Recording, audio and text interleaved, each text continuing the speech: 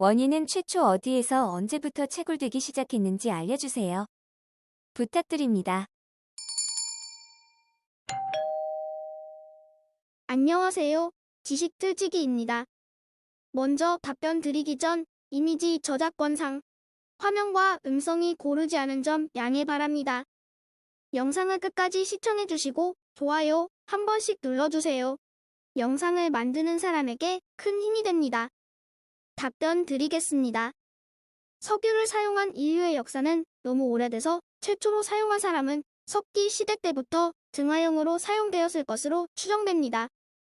문헌에 기록된 바로는 노아의 방주의 역청용으로 사용된 걸로 나옵니다.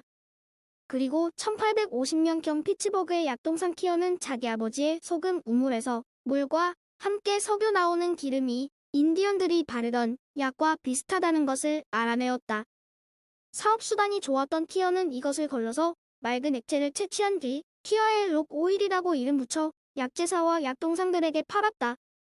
키어는 빈틈없는 장사 속으로 록 오일이 여러 가지 병을 낫게 하는 힘을 가졌다는 선전 문구와 함께 다음과 같은 글까지 적어두었다.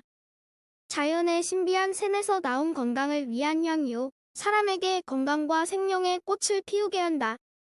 자연의 깊숙한 곳에서 마법의 물은 흘러나와 우리의 고통을 덜어주고 근심을 진정시킨다. 이처럼 록 오일이 대지의 깊은 곳에서 샘솟았다는 설명 속에는 우물에서 오일을 퍼올리는 장면 그림이 함께 그려져 있었는데 이 설명과 그림은 뜻밖에도 엉뚱한 결과를 가져오게 되었다.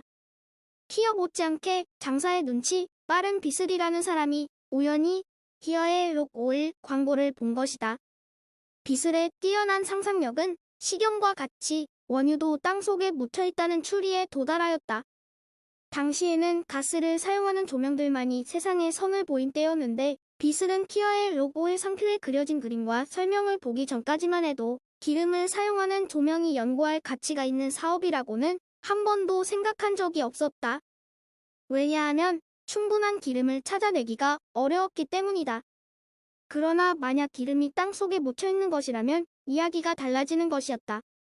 비슬은 키어의 기름을 화학자 실리먼에게 보내어 조명용 기름으로서의 적합성 여부에 대해 분석을 의뢰하였고 그 결과는 예스였다.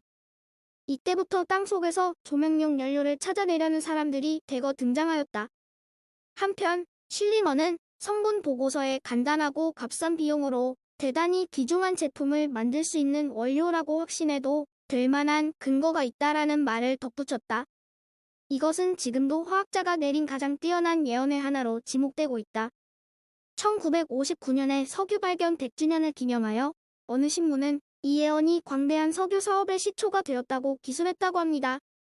석유를 처음 발견해낸 키어도 성분 분석을 의뢰한 비슬도 그것의 진정한 가치를 발휘시키지는 못하였는데 1859년 8월 드레이크라는 억세게 운 좋은 사나이가 유정을 발견함으로써 기름은 오늘날과 같은 시대를 맞게 되었다.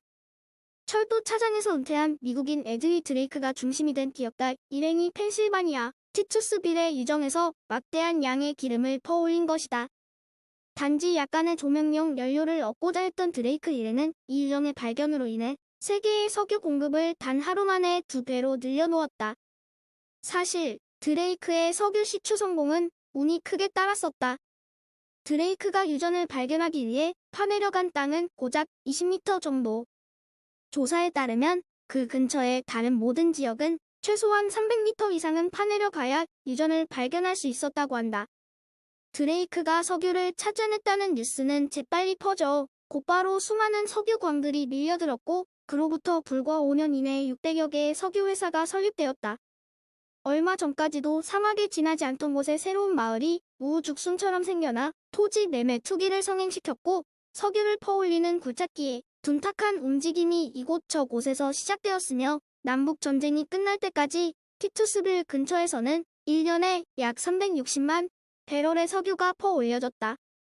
어떤 사람들은 벼락 부자가 되었고 드뉴의 정제로 사업을 시작한 존 록펠러 같은 사업가는 경쟁사 스탠다드 오일을 합병하여 저장 설비와 운송망을 갖춤으로써 석유 재벌이라는 별명을 얻게 되었다. 19세기 말에서 20세기 초에 이르면서 석유의 용도는 매우 다양해졌고 관련 산업을 발전시키는 원동력이 되었다.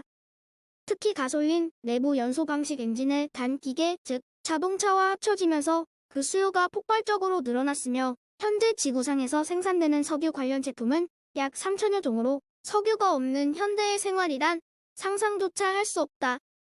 그러나 예전에 실리먼이 석유가 끼칠 지대한 영향에 대해 예언했던 것과도 같이 현대의 전문가들은 새로운 유전이 계속 발견되고 있음에도 불구하고 머지않아 땅속의 검은 황금이 고갈될 것이라고 예언하고 있다.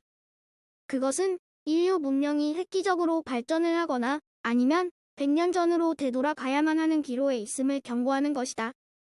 오픈백과 내용을 참고했습니다. 답변이 도움이 되시길 바랍니다. 지금까지 지식틀찍이었습니다. 다음 영상은 더욱 호기심 많은 질문들로 업데이트될 예정입니다. 구독하시면 일상생활에서 가끔 궁금한 질문들이 함께할 것입니다. 지식과 상식 얻어가세요. 감사합니다.